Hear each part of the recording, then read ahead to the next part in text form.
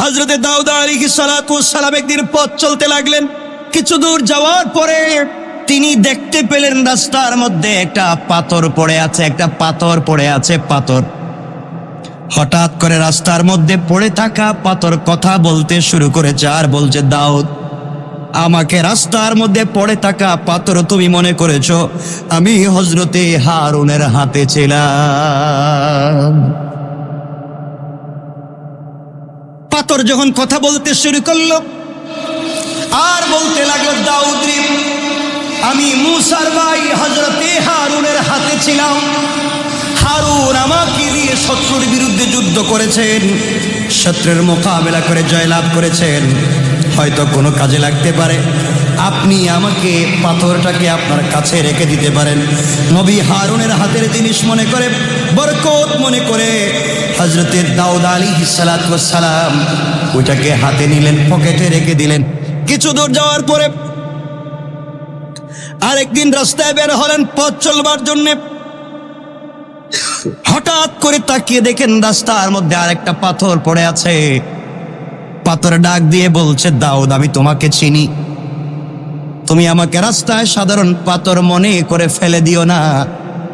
আমি হযরতে হারুন আলাইহিস সালাতু ওয়াস সালাম এবং তার ভাই হযরতে মূসার হাতে সর্বক্ষণ থাকতাম। আমি হযরতে মূসার হাতে ছিলাম। অনেক শত্রুকে হযরতে মূসা আমাকে নিক্ষেপ করে হত্যা করেছেন। আপনি আমাকে সঙ্গে রাখতে পারেন, আপনার কোনো কাজে আসতে পারে। এই কথা বলবার পরে হযরতে দাউদ আলাইহিস সালাম পাথরটাকে থলের ভিতরে রেখে দিলেন। তারপর আরেকদিন পথ চলতে লাগলেন। চলতে চলতে তিনি আরেকটা পাথর পেয়ে গেলেন, রাস্তার মধ্যে পড়ে আছে। পাথর ডাক দিয়ে বলছে, হযরতে দাউদ, কিছুদিন পরে আপনি যুদ্ধে যাবেন বাদশাহ জালুতের বিরুদ্ধে, আমালিকার বিরুদ্ধে, গালিবার জাতির বিরুদ্ধে আপনাকে যুদ্ধ করা লাগবে। এই যুদ্ধে আপনাকে জয়লাভ করতে হবে। যুদ্ধের ময়দানে আপনি সেনাপতি হবেন। ওই যুদ্ধে সব থেকে বড় যে ব্যক্তি হবে যার নাম জালুত, এই জালুতকে যদি হত্যা করতে হয় আমাকে আপনি সাথে রাখেন, আমি পারবো। হযরতে দাউদ পাথরটা হাতে নিলেন। তার থলের ভিতরে থাকা দুইটা পাথর বলছে, দাউদ, ওই পাথর যা বলেছে সত্য বলেছে। তিনটা পাথর যদি একত্রিত করেন জালুত আপনার বিরুদ্ধে দাঁড়াবার শক্তি পাবে না। আল্লাহু আকবার বলেন। হযরতে দাউদ আলাইহিস সালাম পাথরটা রাখলেন। আল্লাহর কুদরতে তিন খণ্ড পাথর একত্রিত হয়ে একটা পাথর হয়ে গেল। বাদশাহ তালুত তার সেনাবাহিনীকে রক্ষা করে বললেন, তোমাদের মধ্যে কি এমন কোন বীর আছে? হযরতে তালুত বলছেন, তোমাদের মধ্যে কি এমন কোন বীর পাহলওয়ান আছে যে ব্যক্তি পাপিষ্ঠ জালুতকে হত্যা করতে পারবে? যে পারবে আমি আমার অর্ধেক রাজত্ব তাকে দান করে দেব এবং আমার একমাত্র কেবলমাত্র শুধুমাত্র একটা কন্যা আছে, সেই মেয়েটাকে আমি বিয়ে দিব। সুতরাং আমি মরে গেলে সে পুরো দেশের রাজত্বের মালিক হয়ে যাবে।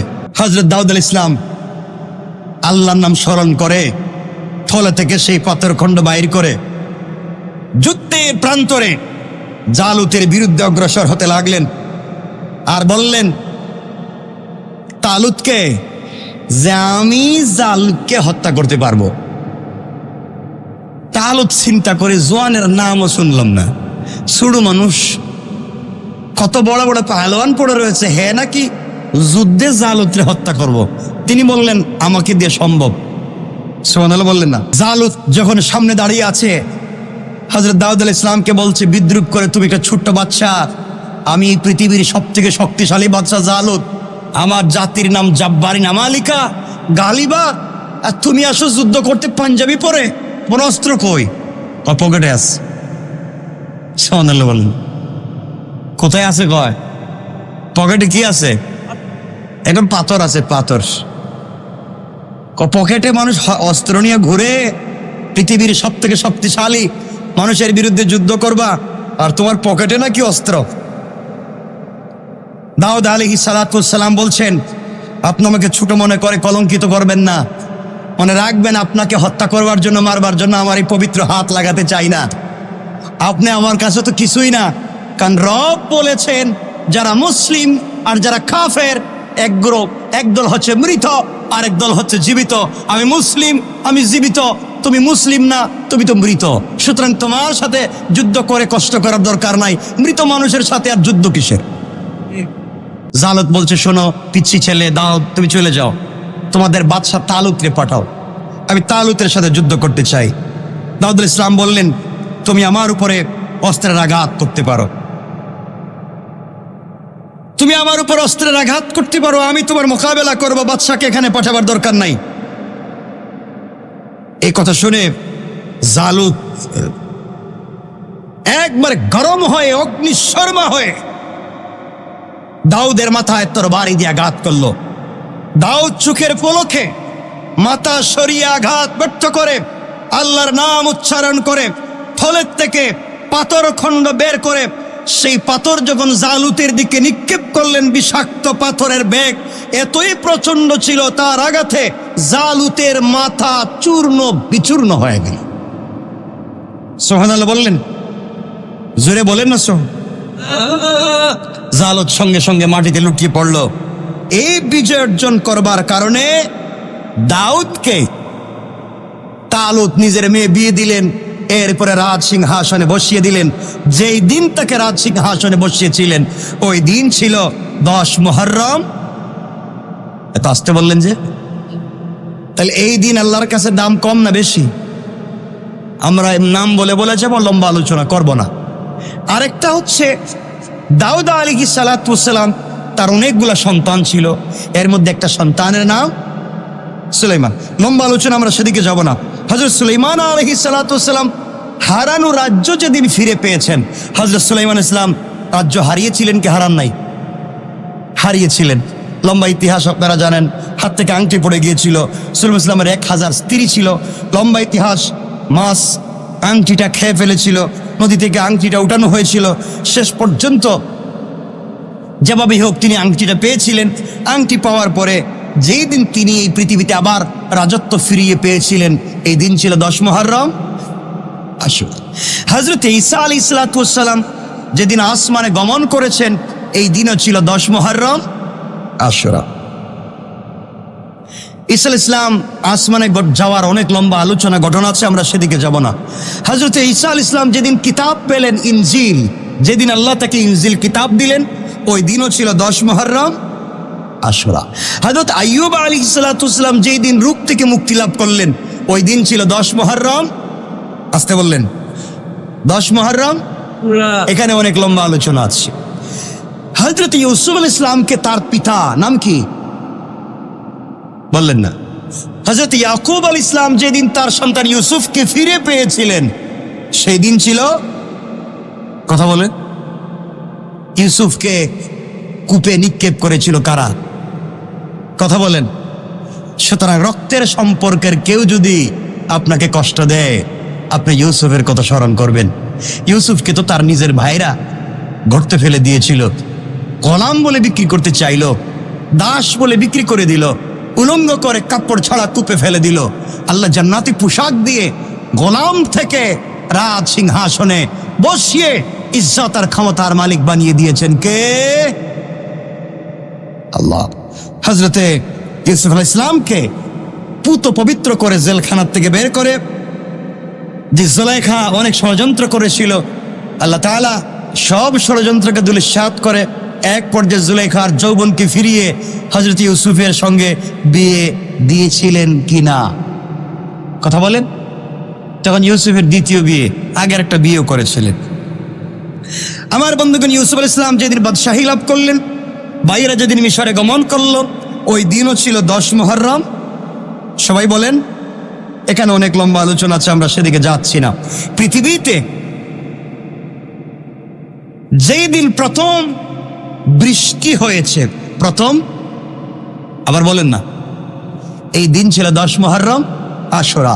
পৃথিবীর সৃষ্টি যেদিন হয়, ওই দিনও ছিল 10 মুহররম। তাহলে এই 10 মুহররমের আল্লাহর কাছে গুরুত্ব কম না বেশি? কিয়ামত যেদিন সংগঠিত হবে, পৃথিবী যেদিন ধ্বংস হবে ওই দিনও 10 মুহররম আশুরা। হযরতে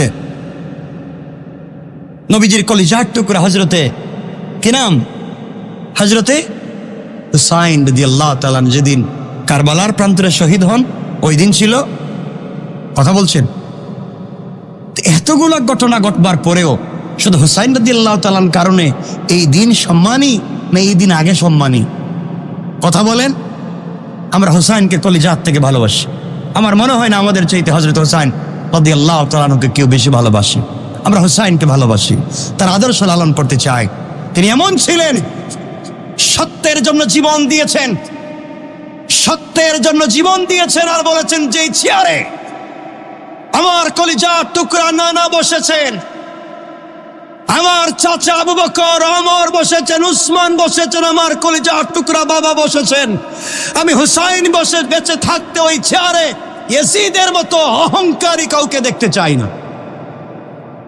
তিনি তার আদর্শ বাস্তবায়ন করেছেন, জীবন দিতে চাই, কিন্তু এই গুরুত্বপূর্ণ পবিত্র চেয়ারে আমি একজন অসামঞ্জস্যপূর্ণ ভারসাম্যহীন একজন ব্যক্তিকে আমি দেখতে চাই না। জীবন দিয়েছেন, অস্তিত্ব বিনাশ করেছেন, জীবন যৌবন ধ্বংস করে দিয়েছেন, এরপরও এই চেয়ারের সম্মান রেখে গিয়েছেন। শেষ পর্যন্ত একা ওবাইদুল্লাহ বিন জিয়াদ এবং তার সৈন্যবাহিনীর বিরুদ্ধে যুদ্ধ করে যখন তিনি ফোরাতের তীরকে খালি করে আসর আর মাগরিবের মধ্যখান সময়ে ফোরাত নদীতে নেমেছিলেন, দুলদুলকে ছেড়ে দিয়ে পানি পান করবার জন্য মুষ্টিবদ্ধ করে হাতের অঞ্জলি ভরে যখন মুখের কাছে পানি এনেছিলেন পান করার জন্য, তখন তার কলিজায় মনে পড়েছে আমার পরিবারের একটা মানুষ পানি পান করতে পারলো না, আমার কলিজার টুকরা সন্তান পানি পান করতে পারেনি, সবাই শহীদ হয়েছে পানি পানি করে। আমি হুসাইন আজকে সবার মতো হারামি করে আমি একা পানি পান করে বেঁচে থাকতে চাই না। হাত থেকে পানি ছেড়ে দিলেন, তাকেই বলে ভালোবাসা, তাকেই বলে পরিবারের একচ্ছত্র বন্ধন। আজকে আমরা বন্ধু বান্ধব নিয়ে সমাজে চলি, কিন্তু বিপদ পড়লে কাউকে খুঁজে পাবেন না। হযরত হুসাইন তা করেননি, সমাজকে বুঝিয়ে দিয়েছেন সমাজকে বন্ধন অটুট রাখতে হলে কেমনে চলতে হয়। আমরা হুসাইনকে কলিজাত থেকে ভালোবাসি, তার আদর্শ আমরা সমাজে বাস্তবায়ন করতে চাই। হযরত হুসাইন শহীদ হয়েছেন এই কথা স্মরণ করে কেউ যদি শরীরে আঘাত করে কাটাকাটি করে রক্ত ঝরায় হুসাইনের ভালোবাসায়, তাহলে হাসানকেও এতটুকুন ভালোবাসতে হবে। হযরত হুসাইনকে যেভাবে ভালোবাসতে শিখেছেন শরীরে আঘাত করে রক্ত ঝরিয়ে, হযরত হাসানকে কেন ভালোবাসেন না? হযরত হাসান তো শহীদ হয়েছেন। হাসান হুসাইনের ভালোবাসায় শরীর থেকে যদি রক্ত জড়াতে হয়, তাহলে হাসানের ভালোবাসায় কি করা লাগবে? বিষ পান করা লাগবে। কারণ হযরত হাসানকে শহীদ করা হয়েছে বিষ প্রয়োগের মাধ্যমে। কথা কি বুঝতে পেরেছেন? আমরা ভারসাম্য রক্ষা করতে চাই, আমরা আহলে বায়াতকে কলিজাত থেকে ভালোবাসতে চাই, হাসান হুসাইনকে কলিজাত থেকে ভালোবাসতে চাই। তাদের আদর্শ এই পৃথিবীতে বেঁচে থাকুক, আমরা চাই কি চাই না? সবাই বলেন চাই কি চাই না? চাই। আল্লাহ আমাদেরকে কবুল করে, বলেন আমিন। তো এই পৃথিবীতে কিয়ামত সংগঠিত হবে যেদিন, আল্লাহ বলছেন ইয়াউমা ইউনফাখু ফিস-সূর। আল্লাহ রাব্বুল ইজ্জত ওয়াল জালাল বলছেন যেদিন সিংহায় ফুঁক দেওয়া হবে, জুমাবার হবে, আসর আর মাগরিবের মধ্যখান হবে, ওই দিনও থাকবে 10 মুহররম। তো এই দিনের দাম আল্লাহর কাছে কম না বেশি? এই দিন ভাঙ্গা গড়ার দিন। এই দিনে আল্লাহ তাআলা এই পৃথিবীতে অনেক কিছু ভেঙে দিয়েছেন, অনেক কিছুকে সংগঠিত করেছেন। সুতরাং একটা কথা মনে রাখবেন, যারা কষ্টের মধ্যেও ধৈর্য এবং নিষ্ঠার সঙ্গে চেষ্টা করে যায়, কোরআনে কারীমের সূরা আল বাকারা 2 নম্বর সূরা আল বাকারার 155 নম্বর আয়াত খুলে দেখবেন, ওয়ালা নাবলুওয়ান্নাকুম বিশাইইম মিনাল খাউফি ওয়াল জু, আয়াত পড়বেন আর দেখবেন আল্লাহ বলছেন যারা কষ্টের মধ্যে ধৈর্য ধারণ করে নিষ্ঠার সঙ্গে সৎ পথে চলতে পারে, আল্লাহ বলছেন তাদেরকে সুসংবাদ দাও, কেউ না থাকলেও আমি রব তাদের সঙ্গে আছি। আল্লাহু আকবার বলেন। কেউ না থাকলে আছেন কে? আওয়াজ করে বলেন কে? এজন্যে মনে রাখবেন, আমাদের যদি কেউ না থাকে আমাদের সাথে থাকবেন কে? আল্লাহ থাকবেন। আসুন আমরা কথাকে সংক্ষেপ করে সামনের দিকে নিয়ে যাই, লম্বা করতে চাই না।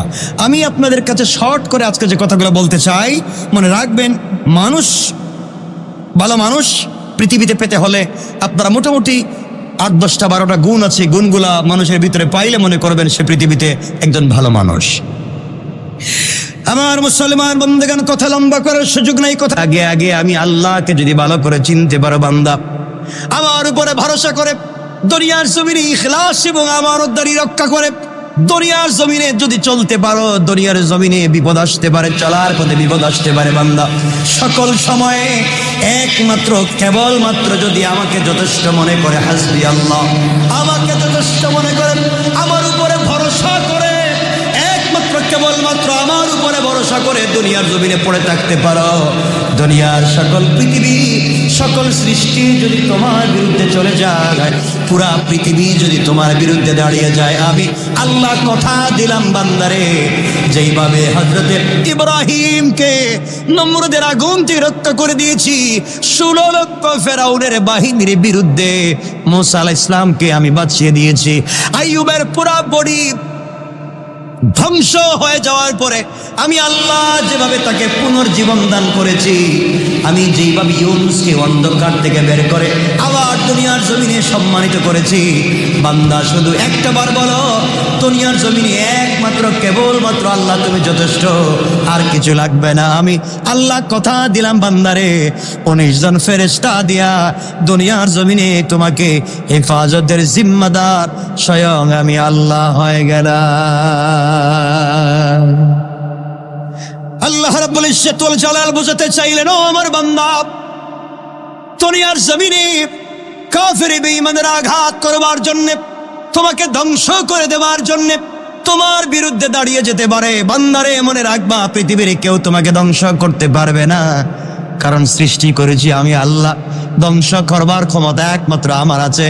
সুতরাং বান্দা, দিন শেষে তুমি আমার হয়ে যাও, তুমি আমার হয়ে যাও, আমি আল্লাহ তাআলা দুনিয়ার সব কিছুকে তোমার বানিয়ে দিতে পারে। কোন সুবহানাল্লাহ, আল্লাহু আকবার বলেন। এই জন্য মনে রাখবেন, দুনিয়ার জমিনে সন্তানের জন্য সম্পদ রেখে যাওয়ার চাইতে গাড়ি বাড়ি মিল ফ্যাক্টরি কল কারখানা সম্পদ, হাজারো কোটি টাকার সম্পদ সন্তানের জন্য রেখে যাওয়ার চাইতে সন্তানকে সম্পদ বানিয়ে যান।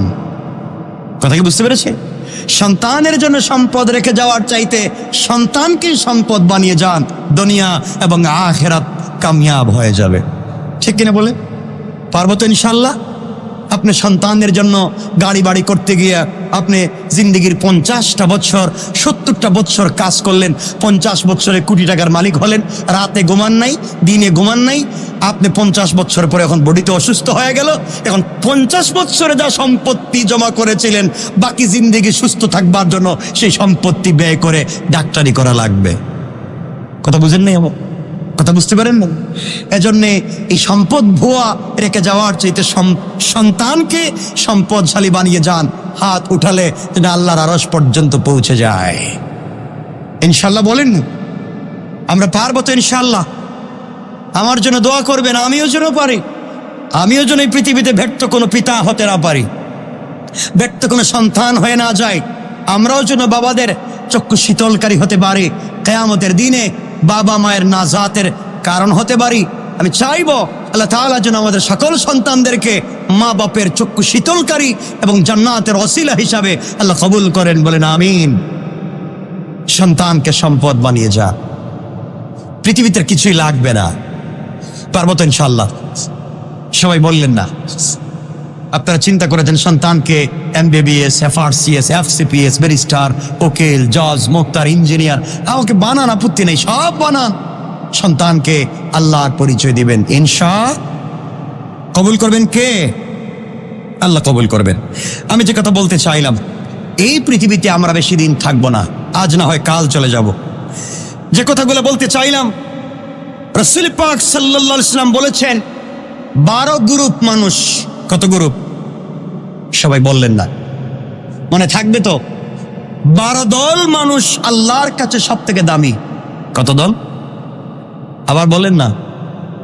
নম্বর 1, আল্লাহ রাসূল বলেছেন, বুখারীর হাদিস, 5000 27 নম্বর হাদিস, রাসূল সাল্লাল্লাহু আলাইহি ওয়াসাল্লাম বলেছেন, খায়রুকুম মান তাআল্লামাল কুরআনা ওয়া আল্লামা, তোমাদের মধ্যে সর্বোত্তম ওই ব্যক্তি যিনি যে কোরআন শিখে এবং অন্যকে কোরআন শিখায়, আল্লাহর কাছে সবথেকে দাম তার বেশি। একটু আস্তে হয়ে গেল মনে। তাহলে 12 গ্রুপ মানুষ কার কাছে দামি? এর মধ্যে 1 নম্বর যারা কোরআন শিখে এবং কোরআন শিখায়। এখন আপনারা কারা কারা কোরআন শিখান? হাত তুলেন তো দেখি। কোরআন শিখান, কোরআন শিখান, কোরআন শিখান আছেন কেউ? নাই। তাহলে আপনারা সর্বোত্তম ব্যক্তি হওয়ার মধ্যে যারা কোরআন শিখায় নাই। আল্লাহ বলছেন যারা কোরআন শিখে। আপনারা কি কোরআন শিখেন? কথা বলছেন না। আপনাদেরকে হাতে অসুবিধা আছে? আমি এখানে কি করতেছি? কোরআন শিখাচ্ছি। আমি বলছি আর আপনারা শুনছেন, তাহলে আমি শিখাচ্ছি আর আপনারা শিখছেন। তাহলে আল্লাহ রাসূল বলেছেন, খায়রুকুম মান তাআল্লামাল কুরআনা ওয়া আল্লামা, যারা শিখে এবং শিখায় তারা উত্তম। তাহলে আমি এখানে কি শিখাইতেছি আর আপনারা কি শিখতেছেন? তাহলে উত্তম কারা? আসতে বললেন যে, আওয়াজ করে বিশ্বাস, আত্মবিশ্বাস, কনফিডেন্সের সাথে বলেন, সব থেকে সর্বোত্তম মানুষ কারা? আওয়াজ করে বলেন কারা? আল্লাহর কাছে ফিরে গিয়ে বলতে পারবো, রব আমরা কোরআন শিখেছি, কোরআন শিখিয়েছি, এটা সত্য। খায়রুকুম মান তাআল্লামাল কুরআনা ওয়া আল্লামা। বিনত বিবির আজকের দিনের কথা কিয়ামতের দিন কোট করে রেকর্ড করে আল্লাহর কাছে জানিয়ে দেব, আল্লাহ আজকের দিনে রসিলা হলেও আমাদেরকে ক্ষমা করে দেন। যে বলেন না আমিন। আমি এখানে কি শিখাচ্ছি? আপনারা কি শিখছেন? তাইলে 1 নাম্বার যারা কোরআন শিখে এবং যারা কোরআন শিখায়, আল্লাহর কাছে 1 নম্বরে সর্বোত্তম জাতি তারা।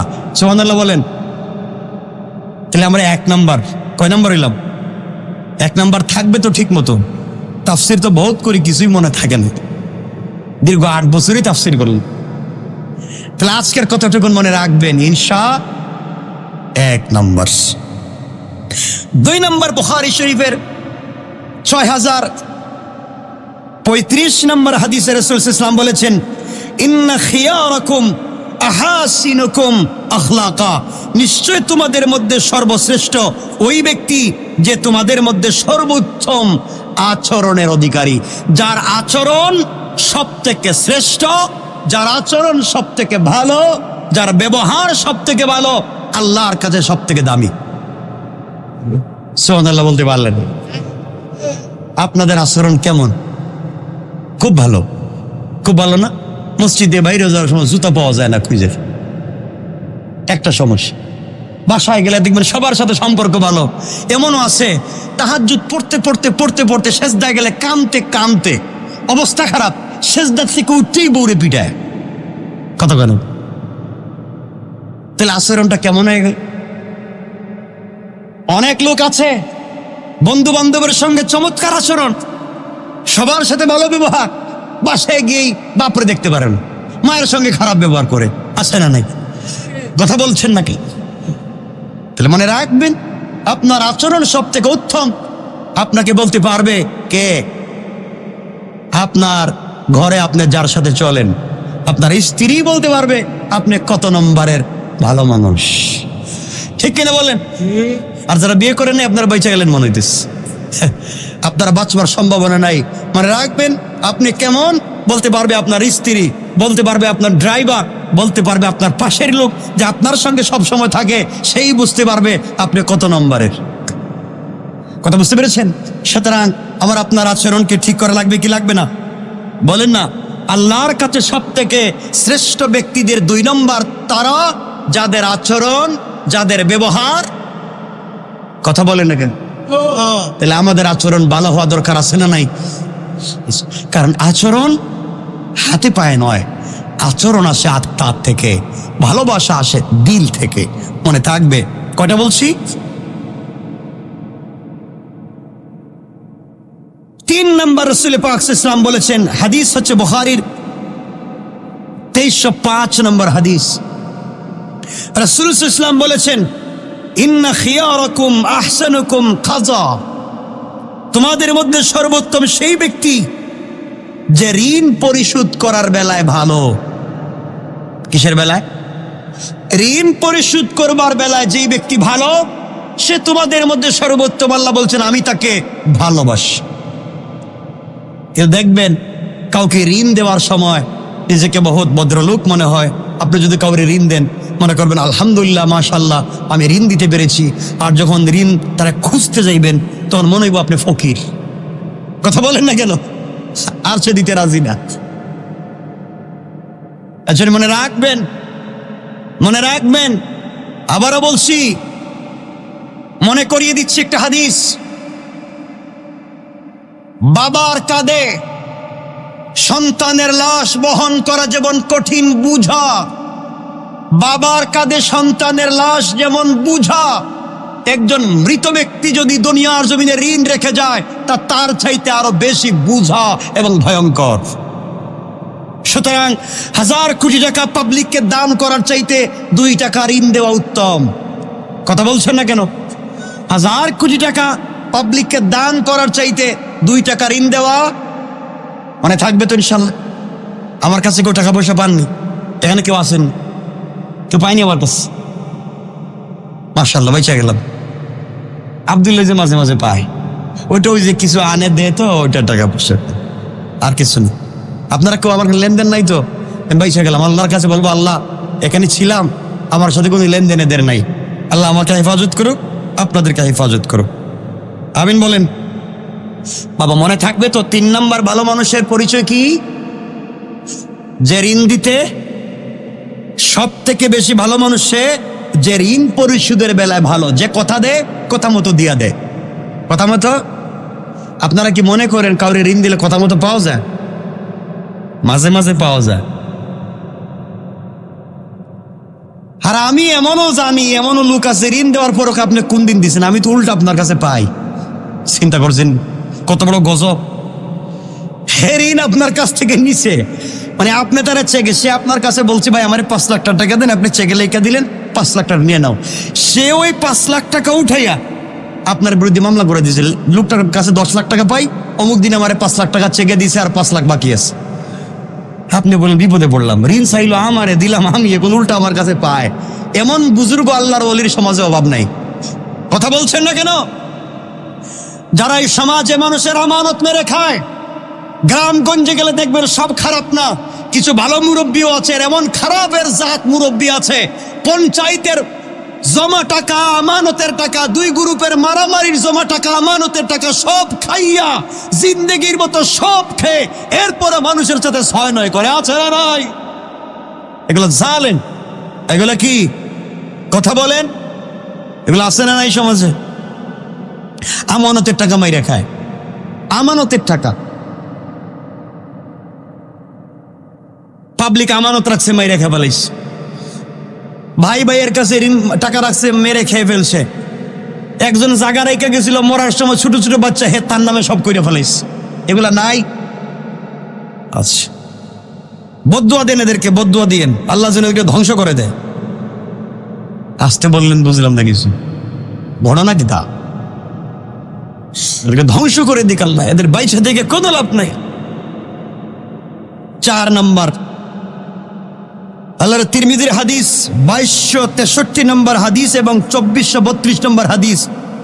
রাসূল সাল্লাল্লাহু আলাইহি ওয়াসাল্লাম বলেছেন, তোমাদের মধ্যে সর্বোত্তম ওই ব্যক্তি যার কাছ থেকে সবাই কল্যাণ আশা করে, যার কাছ থেকে মানুষ অনিষ্ট আশা করে না। মানুষ আল্লাহর কাছে ওই ব্যক্তি সব থেকে দামি যার কাছ থেকে মানুষ সব সময় ভালোই আশা করে, সে কোনো সময় মানুষের ক্ষতি করে না। এমন মানুষ আছে না নাই সমাজে? আচ্ছা, কোনো সময় মানুষের ক্ষতি করে না। কয়টা বলছি? 5 নম্বর, রাসূল বলেছেন, সহিহ ইবনে হিব্বানের হাদিস 4177 নম্বর হাদিস, রাসূল সাল্লাল্লাহু আলাইহি ওয়াসাল্লাম বলেছেন, তোমাদের মধ্যে সর্বোত্তম ওই ব্যক্তি যে তার পরিবারের কাছে ভালো। যে তার, পৃথিবীতে দেখবেন বহুত লোক বাহিরে ভালো, পরিবারে ভয়ঙ্কর। কথা বলছেন না কেন? আছে না এগুলা? বউ সারাদিন আল্লাহর কাছে দোয়া করে, আল্লাহ এই জালিমটা ঘরে না আসলেই চলে, বাইরে আছে ভালোই আছে, ঘরে আইলেই তো সমস্যা। এমন আছে না নাই? আচ্ছা, বহুত সন্তান আছে, সন্তান বাহিরে থাকলে মা বাবার কষ্ট হওয়ার কথা, বহুত মা বাপ দোয়া করে, আল্লাহ ঘরে আসার দরকার নেই, সারাদিন বাইরে থাকুক। ঘরে আসলেই বেজাল, মারামারি, চিল্লাচিল্লি, কাটাকাটি, আছে না নাই এমন সন্তান? রাসূল সাল্লাল্লাহু আলাইহি ওয়াসাল্লাম বলেছেন ওই ব্যক্তি আল্লাহর কাছে সব থেকে বেশি দামি, যে কোথায় ভালো? পরিবারের কাছে। কয়জন বলছি? কয়টা বলছি? বলেন না। 6 নম্বর। 6 নম্বর শুনেন মুরব্বী বাবারা, কি বলতে চাই। রাসূল সাল্লাল্লাহু আলাইহি ওয়াসাল্লাম বলেছেন, রাসূল সাল্লাল্লাহু আলাইহি ওয়াসাল্লাম বলেছেন খায়রুকুম আতওয়ালুকুম। নবীজি সাল্লাল্লাহু আলাইহি ওয়াসাল্লাম বলেছেন তোমাদের মধ্যে সর্বশ্রেষ্ঠ ব্যক্তি সে যে তোমাদের মধ্যে বয়সেও বেশি, নেক কাজেও বেশি। সুবহানাল্লাহ বলেন না। নবীজি বলেছেন আতওয়ালুকুম আমারা ওয়া আহসানুকুম আমালা। তোমাদের মধ্যে সর্বোত্তম ওই ব্যক্তি ভালো যে বয়সেও বেশি, আমলেও। কি বুঝলেন? কিছু বললেন না। যার বয়সও বেশি, আমলও। এর অর্থ কি দাঁড়ালো? যে বুড়া বয়সেও ভালো আমল করে। আর এমনও বাবা আছেন, মুরব্বী আছেন, বুড়া বয়সে এখন আর কিছু এই লাইনেই নাই, আছে না নাই? আল্লাহর কাছে ওই ব্যক্তি দামি যার বয়সও বেশি কিন্তু ওই বয়সে গিয়েও সে আমল ছেড়ে দেয় নাই। হাদিসে কুদসিতে আল্লাহ বলেছেন আমার বান্দা যখন বৃদ্ধ বয়সে এসে পড়েছে, আগের মতো তাহাজ্জুদ পড়তে পারে না, আগের মতো রোজা রাখতে পারে না, নামাজের সময় ফেলফেল করে তাকিয়ে তাকে মসজিদে যেতে পারে না, আমার বান্দার দিলে বড় কষ্ট, আগের মতো আর হাঁটতে পারে না, আমার বান্দা যখন পারে না আমি আল্লাহ তার জন্য রয়্যালিটি করে দেই। জোয়ান বয়সে যত আমল করেছে সবগুলোর সওয়াব তার বৃদ্ধ বয়সের আমল নামায় লিখে দেয়। সুবহান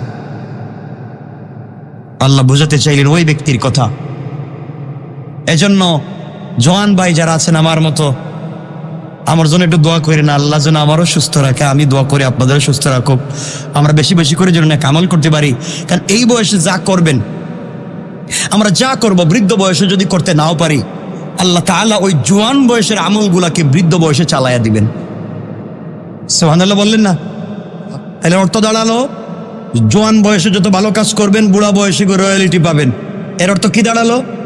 জোয়ান বয়সে যত খারাপ কাজ করবেন বুড়া বয়সে এগুলো আর গুনার হবে না। হ্যাঁ, অর্থ দাঁড়ালো আমরা যা করবো ওগুলো বাদ দিয়ে দিব। তওবা করবো কার কাছে? আস্তে আস্তে বলেন কেন? কয়টা বলছি? 7 নাম্বার। রাসূল সাল্লাল্লাহু আলাইহি ওয়াসাল্লাম বলেছেন খায়রুন নাসে আনফাউহুমুন নাস। নবীজি বলেছেন সহিহুল জামির হাদিস 3289 নম্বর হাদিস, নবীজি সাল্লাল্লাহু আলাইহি ওয়াসাল্লাম বলেছেন সর্বশ্রেষ্ঠ মানুষ সেই ব্যক্তি যে মানুষের জন্য সবচেয়ে বেশি উপকারী, যে সব সময় মানুষের উপকার করে। কি করে? সবাই বলেন না। সব সময় মানুষের উপকার করে। আল্লাহ বলেন সে সবচেয়ে ভালো মানুষ, মানুষের উপকার করে। কি করে? মানুষের উপকার করে। পয়সা দিয়ে পারলে উপকার করলো, নিজের জান দিয়ে পারলে উপকার করলো, একজনকে কথা বলে উপকার করে দিল, আছে না নাই? কথা বলে উপকার করে দেওয়া, ভালো পরামর্শ দিয়ে উপকার করা। এখন কারো কাছে পরামর্শের জন্য যাবেন, মনে করেন কি পরামর্শ দিবে? মানে এমন পরামর্শ দিবে আগামী 50 বছর জন্য আপনার না খানাইতে পারে। কথা বলেন না কেন? এ হলো পাবলিকের বর্তমান পরামর্শ। এমন পরামর্শ দেয় আপনার একবার মাইরা ফেলাইব,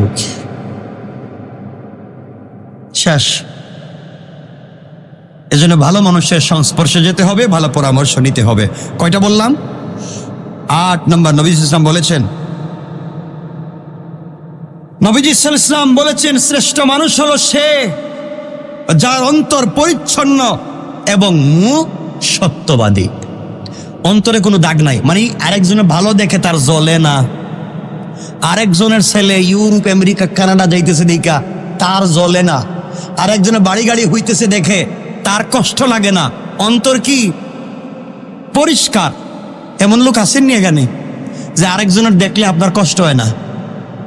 বহুত ভালো লোক আপনারা, বহুত ভালো।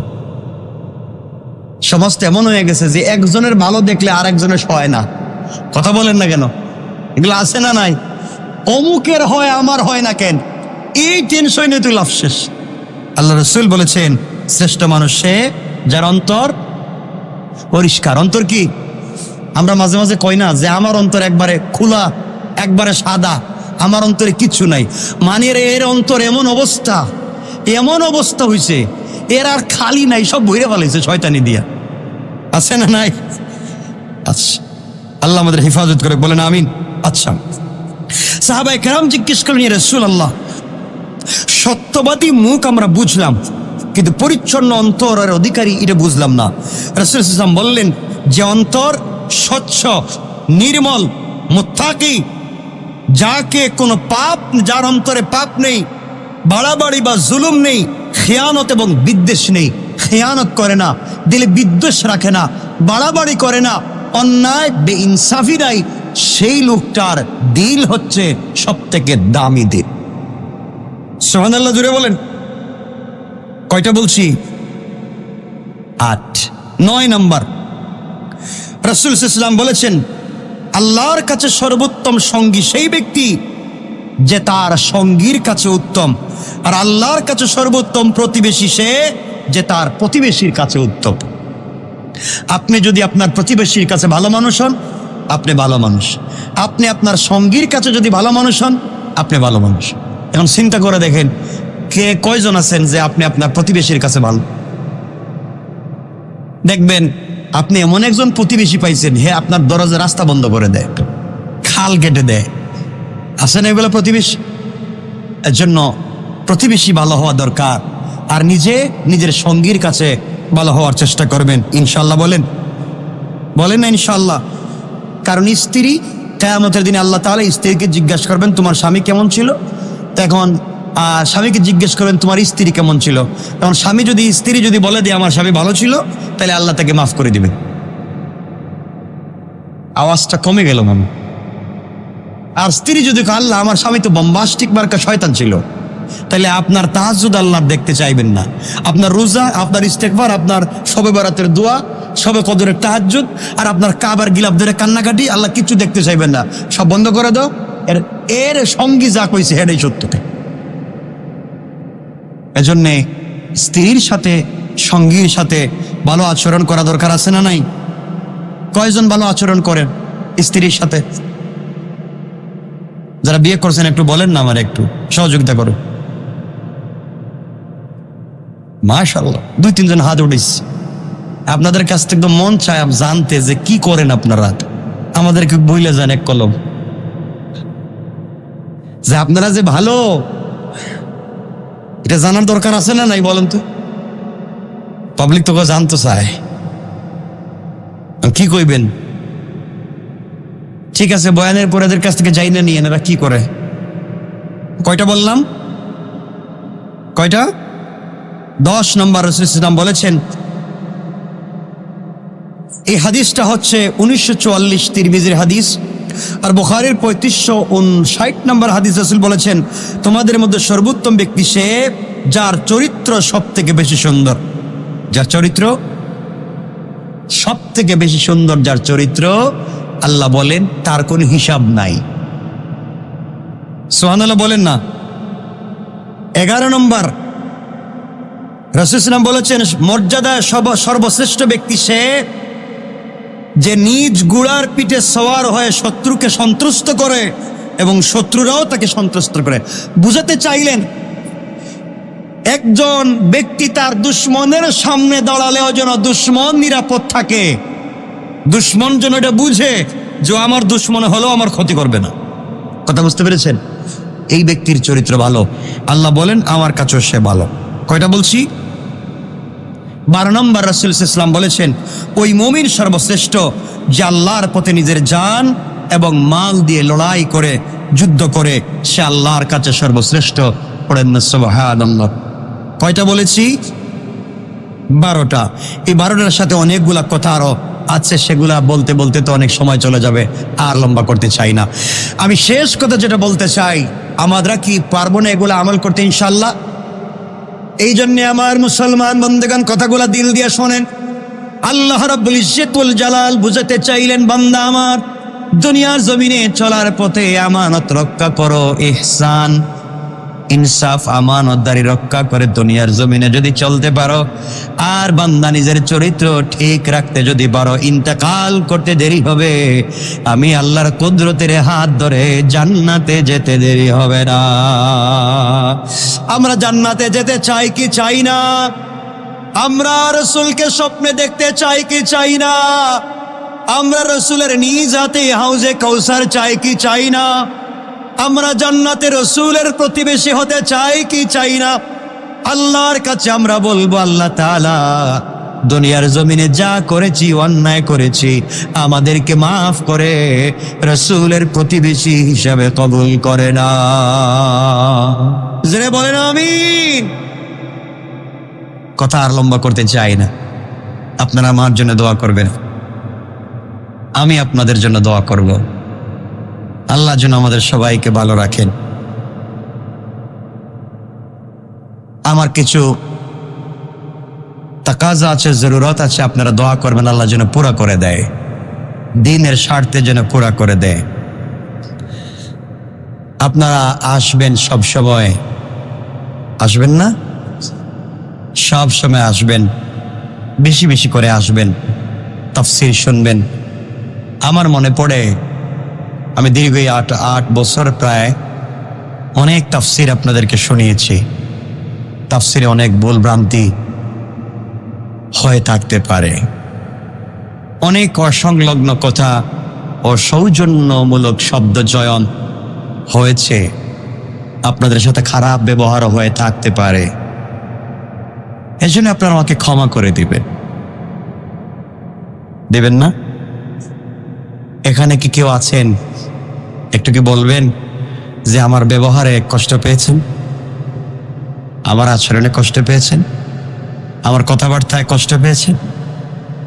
কষ্ট পেয়ে থাকলে আমাকে ক্ষমা করে দিবেন। আপনাদের সাথে কাটানো সময় আল্লাহ পাক যেন আমাকে সব সময় সাথে রাখবার সুযোগ করে দেয়। আপনারা ভালো থাকবেন, সব সময় কোরআন তাফসীর শুনতে আসবেন, আর আমার জন্য দোয়া করবেন। আমিও আপনাদের জন্য দোয়া করব। বেঁচে থাকলে আল্লাহ পাক যদি সুযোগ করে দেয়, যদি বেঁচে থাকি আবার দেখা হবে, আমি আপনাদের জন্য দোয়া করব, আপনারা আমার জন্য দোয়া করবেন। বলতে একটু ক্ষমা করে দিবেন। আমরা একসাথে চলতে চাই দুনিয়া এবং জান্নাত পর্যন্ত। বাকি আপনারা তাফসীরে আসবেন এবং জুমায়ও আসবেন। এতটুকুন মনে থাকবে, ইনশাআল্লাহ আমাকে ক্ষমা করে দিবেন। আমাদের তাফসীর আমার মনে যতটুকুন পড়ে, যেখানে থেমে গিয়েছে আল্লাহ যেন ওখান থেকে আবারও তাফসীরগুলোকে পূর্ণাঙ্গ শুনবার আপনাদেরকে সুযোগ করে দেন।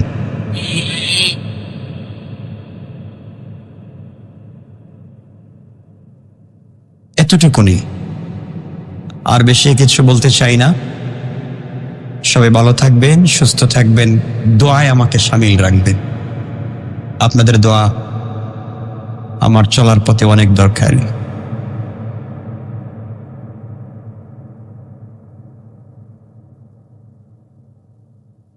আল্লাহ আমিন। ربنا ظلمنا أنفسنا وإن لم تغفر لنا وترحمنا لنكونن من الخاسرين. ربنا آتنا في الدنيا حسنة وفي الآخرة حسنة وقنا عذاب النار وادخلنا الجنة مع المتقين والأبرار. اللهم اغفر لنا ولوالدينا رب ارحمهما كما ربياني صغيرا. رب ارحمهما كما ربياني صغيرا. رب ارحمهما كما ربياني صغيرا. আয় আল্লাহ তাআলা জীবনের সবগুলো গুনার বোঝা মাথায় নিয়া লজ্জিত হয়ে, অপমানিত হয়ে, অপদস্থ হয়ে তুমি মুনিবের দরবারে তোমার মায়ার গোলামদেরকে নিয়ে হাত উঠেছ। জানি তুমি আমার গুনার দিকে তাকাইলে মাফ দিবা না। আয় আল্লাহ, এতগুলা ভালো মানুষ নিয়ে হাত উঠাইছি মুনি। আয় আল্লাহ, আমাকে গুনাহগার মনে করে এতগুলা মানুষ দোয়াকে ফিরাইয়া দে। আয় আল্লাহ, এই মানুষগুলার ওসিলায় তুমি আমাকে মাফ করে দাও, সবাইকে মাফ করে দাও, আমাদের সবার জিন্দেগির গুনাহগুলাকে মাফ করে দাও। আমনি চক্ষু বন্ধ করলে জীবনের কত অপরাধ আর অন্যায়ের কথা মনে হয়ে যায়। দুনিয়ার সাধারণ আগুন সহ্য হয় না, কেমন করে জাহান্নামের আগুন দিয়ে তুমি জ্বলাই। আয় আল্লাহ, তোমার হাতে তো সুন্দর করে বানাইয়া দুনিয়ায় মানুষ যদি হাত দিয়া কোনো জিনিস বানায় মায়া লেগে যায়। দুনিয়ায় যদি একটা মুরগ লালন পালন করে, একটা গরু লালন পালন করে, কুরবানির সময় বিক্রি করতে কান্না চলে আসে। আল্লাহ, এতদিন দুনিয়ার জমিনে খাওয়াইয়া বড় করাইয়া কিয়ামতের দিনে কেমনে হাতে পায়ে বেড়ি লাগাইয়া জাহান্নামের আগুন দিয়ে কেমনে জ্বালাইবারে মুনি। আয় আল্লাহ, তোমার পায়ে ধরি মাফ করে দাও। জানি না এভাবে বসার আর সুযোগ হবে কিনা।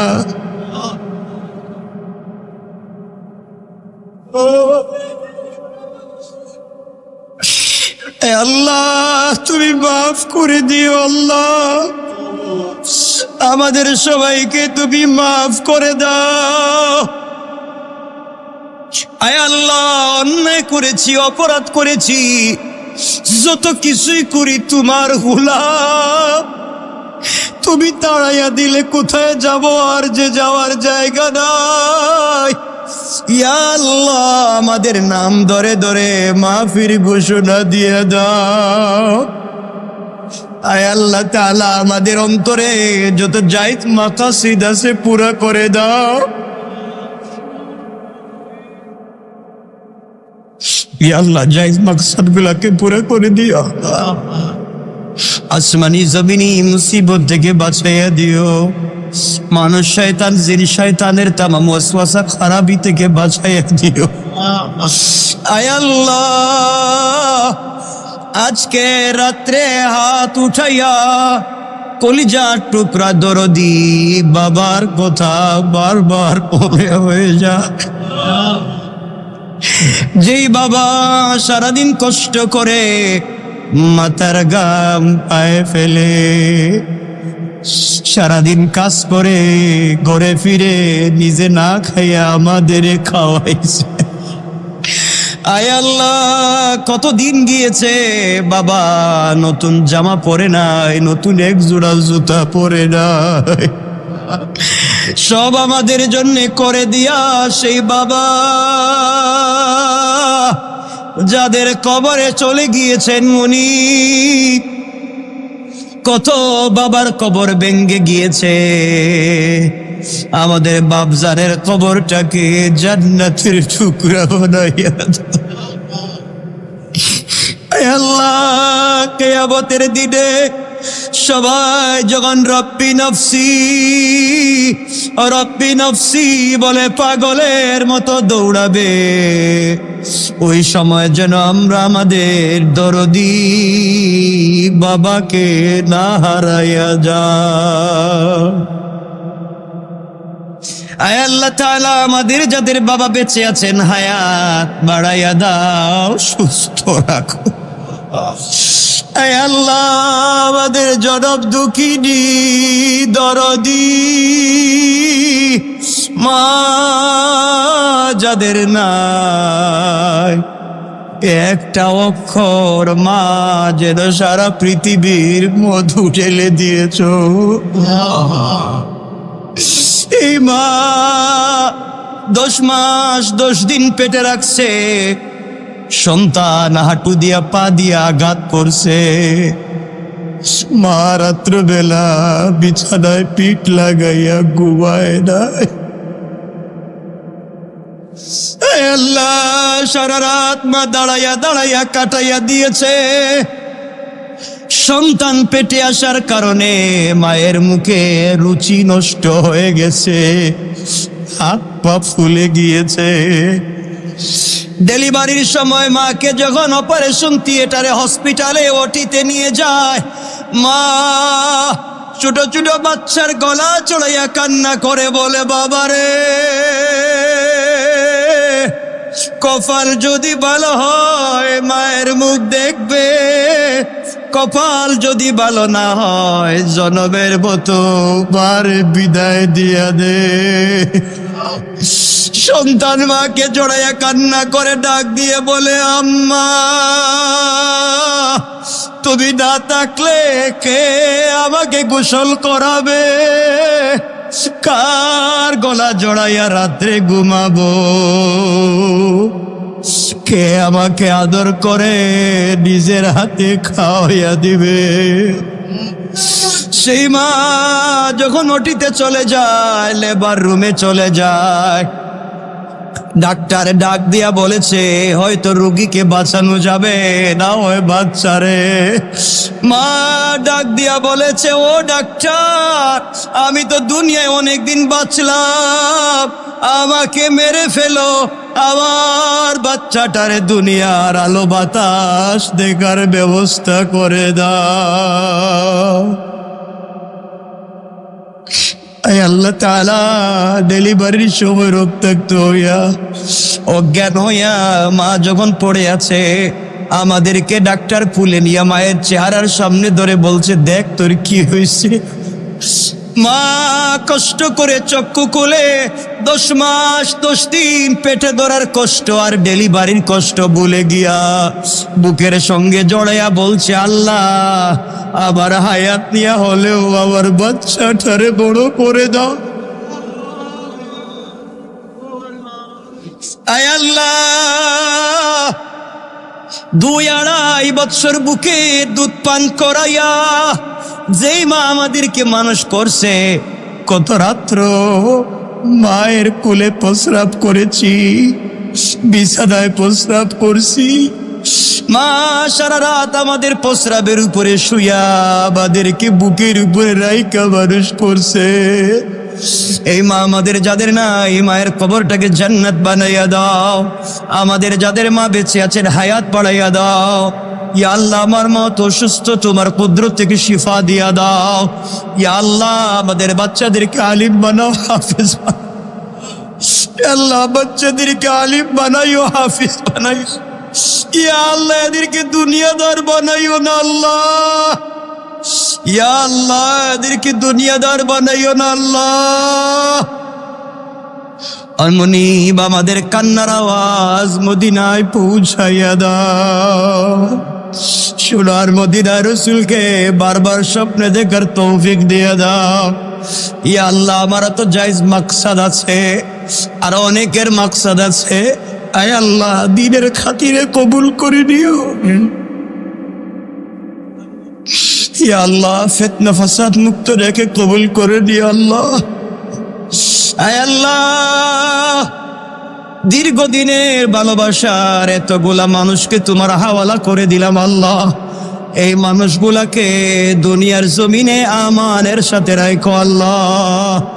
আমাদের সবার নামটা জান্নাতুল ফিরদাউসের লিস্টে উঠাইয়া দিও আল্লাহ। ইয়া আল্লাহ, আমাদের সবাইকে কবুল করে নাও, আমাদের দোয়াকে কবুল করে নাও। আসমানি জমিনি মুসিবত থেকে বাঁচাইয়া দিও, মানুষ শয়তান জিন শয়তান থেকে বাঁচাইয়া দিও। ইয়া আল্লাহ, দ্বীনের তামান্নাকে পুরা করে দিও, ফিতনা মুক্ত রেখে, ঝামেলা মুক্ত রেখে আসান করে দিও। ইয়া আল্লাহ, তুমি ছাড়া বলবার জায়গা নাই। জানি সারাদিন মুয়াজ্জিনেরা ডাক দিয়ে আমাদেরকে বলে মসজিদে আসো, আর তোমার হাবিব বলছেন রাত্র হলে তুমি ডাকো। সারাদিন 5 বার মুয়াজ্জিনেরা বলে আল্লাহ ডাকে আসো, আর তোমার হাবিব বলছে রাত্র হলে তুমি বলো আমি বান্দারে নিজে নিজে ডাকি। আল্লাহ আমরা তো তোমার ডাকে সাড়া দিলাম, তুমি আমাদেরকে মাফ করে দাও। ইয়া আল্লাহ আমাদেরকে মাফ করে দাও আল্লাহ। আল্লাহ আমাদের সবাইকে মাফ করে দাও আল্লাহ। ইয়া আল্লাহ আমাদের সবাইকে মাফ করে দাও আল্লাহ।